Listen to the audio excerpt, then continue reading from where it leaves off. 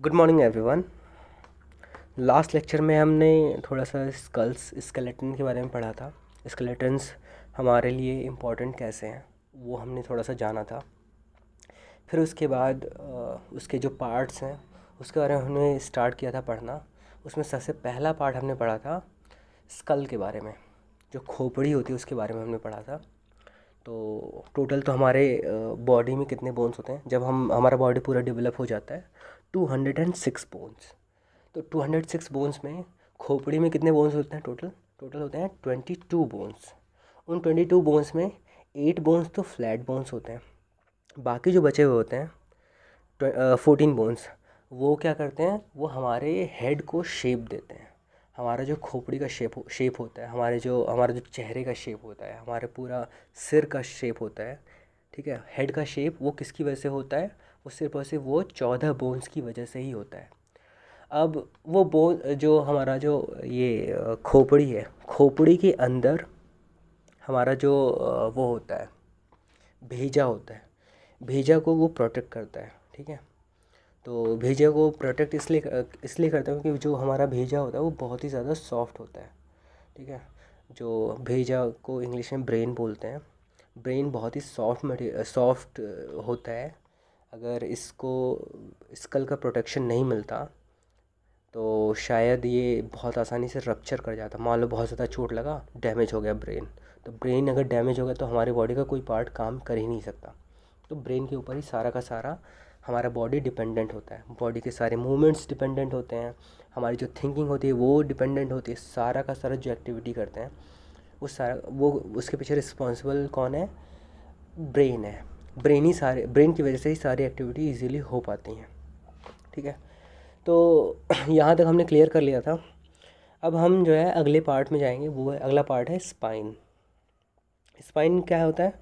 The skull is attach to the spine और backbone. Backbone को रीढ़ की हड्डी बोलते हैं हिंदी में, ठीक है। इसको स्पाइन भी बोल सकते हैं, रीढ़ की हड्डी भी बोल सकते हैं, या फिर इसको वर्टिब्री भी बोल सकते हैं, ठीक है। वर्टिब्रल कॉलम भी बोल सकते हैं, वर्टिब्री बोल सकते हैं, ऐसे ऐसे ये 3-4 नाम हैं।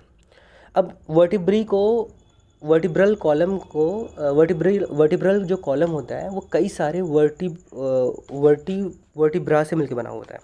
वर्टिब्रा सिंगुलर होता है, वर्टिब्री प्लूरल वर्ड है। वर्टिब्री कई सारे वर्टिब्रा एक दूसरे के ऊपर ऐसे होते हैं, ठीक है, एक दूसरे से जुड़े होते हैं, ये समझ लो, ठीक है। तो ये सारे एक सिंगल जो ये होता है, सिंगल जो यूनिट होता है इसको वर्टिब्रा बोलते हैं, और एक सारे को मिला के क्या बोलते हैं? वर्टिब्री, ठीक है। इसको स्पाइनल कॉर्ड भी बोल सकते हैं, बैकबोन भी बोल सकते हैं, और वर्टिब्रल कॉलम भी बोल सकते हैं, ठीक है। तो इसका नाम मैं वैसे लिख देता हूँ, वर्टिब्रल कॉलम वर्टी BRALCOLUMN, ठीक है। तो वर्टिब्रल कॉलम भी बोल सकते हैं, बैकबोन भी बोल सकते हैं, स्पाइन भी बोल सकते हैं, और वर्टिब्री भी बोल सकते हैं। It has 2 main jobs to do. इसके 2 मेन जॉब क्या हैं? 2 मेन काम क्या हैं? It helps to support your body. ये आपकी बॉडी को सपोर्ट देता है कि आप सीधा सीधा खड़े रहना चाहो तो सीधे खड़े रहो, आपको चलना है तो सीधा चल पाओ, ठीक है, आपको बैठना हो तो आराम से सीधा बैठे रहो, ठीक है। तो स्पाइन जो है आपको सीधा खड़े रहने में, सीधा बैठने में मदद करता है, ये आपको सपोर्ट देता है एक तरीके से बॉडी को। It protects your spinal cord. ये आपके स्पाइनल कॉर्ड को प्रोटेक्ट करता है, ठीक है। अब ये बताओ मुझे कि जो स्कल होता है वो किससे जुड़ा होता है?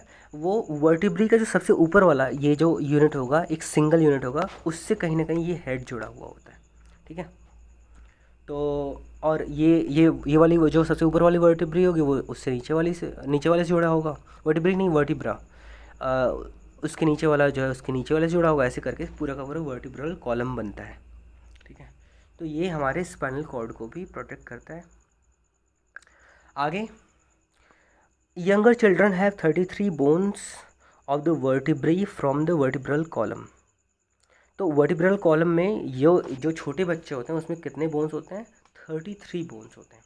तो जो हमारी खोपड़ी उतनी बड़ी सी है उसमें 22 बोन्स थे, और जो एक बच्चा है उसमें वो जो लंबा सा होगा, इतना छोटा सा पतला पतला पतला करके, वो 33 बोन्स होते हैं उसमें। ठीक है, एक सिंगल यूनिट को क्या बोलेंगे, वर्टिब्रा, और सबको मिला के वर्टिब्री बोलते हैं। ठीक है, और उस पूरे यूनिट को बोल सकते हैं वर्टिब्रल कॉलम। देखो यहाँ पे दिया भी हुआ वर्टिब्रल कॉलम के बारे में, जो मैंने पीछे अभी पढ़ा था। अगला पॉइंट कह रहा है the spinal cord passes through this column. तो स्पाइनल कॉर्ड जो होता है वो इसी कॉलम से होते हुए जाता है। ठीक है, the spinal cord is a bundle of nerves. Spinal cord होता क्या है कि ये भी नर्व्स जो होते हैं, नर्व्स मतलब जो आपकी नसें होती हैं, नसें तो आपको पता ही है कि बहुत ही ज़्यादा डेलिकेट है, बहुत ही ज़्यादा सॉफ्ट है। अगर सोचो अगर एक जगह से आपकी नस हल्की सी भी कट गई, वो भी जो है कितने आसानी से लोग काट देते हैं, तो बहुत ही आसानी से नस कट जाती है। और कई सारे डॉक्टर्स जो होते हैं कई सारे तरह के इंजेक्शंस नस में ही लगाते हैं। तो सोचो नस जो है आपका बहुत ही ज़्यादा डेलिकेट है, बहुत ही ज़्यादा नाजुक है। तो तो ये जो नर्व्स होते हैं, बंडल ऑफ नर्व्स, इनको क्या बोलते हैं, स्पाइनल कॉर्ड। इन स्पाइनल कॉर्ड्स को ही ये प्रोटेक्ट करता है। ठीक है, और वो स्पाइनल कॉर्ड्स तो बहुत डेलिकेट होते हैं, बहुत ज़्यादा सॉफ्ट होते हैं, बहुत ज़्यादा नाजुक होते हैं।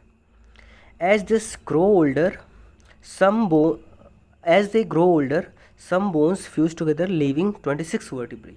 अब देखो ये भी एक इंटरेस्टिंग फैक्ट है और ये पॉइंट आपको याद भी रखना है। आपसे अगर कोई पूछे कि एक यंग चाइल्ड में कितने बोन्स होते हैं वर्टिब्रल कॉलम में, तो आप बोलोगे 33 वर्टिब्री होती हैं वर्टिब्रल कॉलम में। और वही सेम पूछे कि कोई आदमी थोड़ा सा कोई एडल्ट आदमी है तो उसके अंदर वर्टिब्रल कॉलम में कितने वर्टिब्री होंगे, कितने वर्टिब्रा होंगे, तो आप बोलोगे कि 26 वर्टिब्रा होते हैं उसमें। ठीक है, तो 33 एंड 26 ये आपको ये भी टर्म याद रखने हैं। ठीक है, आगे बढ़ते हैं। Since the backbone is made up of many bones we are able to bend and twist the backbone in different directions easily. चूँकि backbones is made up of many bones, backbone बहुत सारे बोन्स से मिलके बना होता है। We are able to bend and twist the backbone in different directions easily. तो हम जो है अपने क्या कहते हैं, अपने बैकबोन को कई चारों डायरेक्शंस में ईजिली मूव कर पाते हैं। सेम एग्जांपल आप ले सकते हो, जैसे स्प्रिंग होता है। स्प्रिंग जो है ऐसे कॉइल्स होते हैं ना ढेर सारे, एक के ऊपर दूसरा, दूसरे के ऊपर तीसरा, ऐसे जुड़ा हुआ होता है ना। अब इस स्प्रिंग को आप जो है अगर नीचे इधर मोड़ना चाहो इधर भी मुड़ जाता है, इधर मोड़ना चाहो इधर भी मुड़ सकता है, आप पीछे की तरफ मोड़ना चाहो पीछे भी मुड़ सकता है, और आगे की तरफ भी आ सकता है, किसी भी डायरेक्शन में मुड़ सकता है। बिल्कुल सेम ऐसे ही हमारा बैकबोन भी है। बहुत सारी इसमें स्प्रिंग में कई सारे ऐसे कॉइल्स थे और ऐसे हमारे बैकबोन्स में कई सारे बोन्स हैं, इसलिए हमारा बैकबोन मुड़ पा रहा है किसी भी डायरेक्शन में। तो मुझे लगता है कि ये बहुत ही अच्छा एक्सप्लेनेशन रहा होगा, आपको क्लियर हो गया होगा। आगे एक इंटरेस्टिंग फैक्ट के बारे में बता रहा है। The first vertebra is called the atlas. जो पहला वर्टिब्रा होता है उसको एटलस बोलते हैं। It is named after the mythological Greek god Atlas who is believed to be carrying the load of the earth on his shoulders. अब देखो एक यहाँ पे एक मिथोलॉजी आ गई, एक ऐसी कहानी आ गई जो मान्यता है कि ऐसी हो सकती है। लेकिन मिथोलॉजीज़ जो है बस ये काल्पनिक होती है, इंटरेस्टिंग होता है, सुनने में अच्छा लगता है, बाकी इसमें कुछ ट्रुथ नहीं होता। लेकिन कई सारे लोग मानते भी हैं, कई सारे लोग बोलते हैं नहीं ऐसा होता है। तो कई लोगों का मानने पे है, जो साइंस से रिलेटेड जो साइंटिस्ट लोग हैं वो साइंटिफिक प्रूफ पे ज़्यादा डिपेंडेंट होते हैं, रिलाई करते हैं।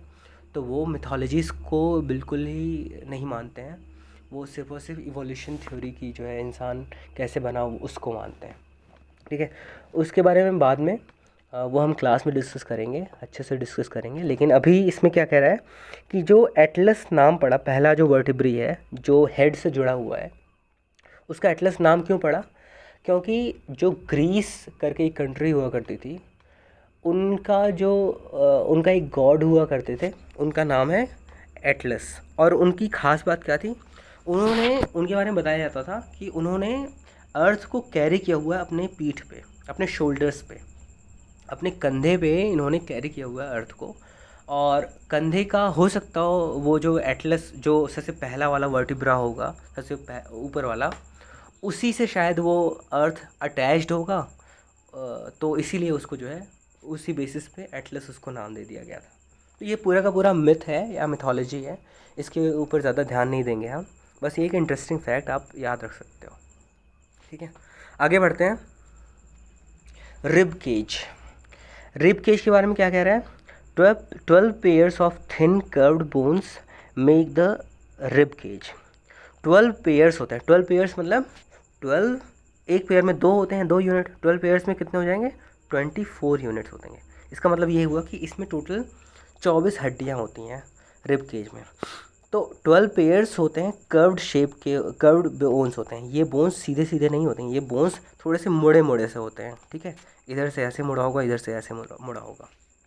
ठीक है, इसके बारे में कह रहा है कि they are attach to the backbone at the back and to the breast bones in the front. तो ये अटैच होते हैं पीछे की तरफ रीढ़ की हड्डी से, बैकबोन से, और आगे की तरफ ये ब्रेस्ट बोन से जुड़ा होता है। तो ये जो सामने ये वाली लाइन दिख रही होगी आपको, ये छोटी वाली लाइन, ये ब्रेस्ट बोन्स है, और ये पीछे वाला ये दिख रहा है, ये है आपका वर्टिब्रल कॉलम। ठीक है, जिसको आप रीढ़ की हड्डी बोलते हो।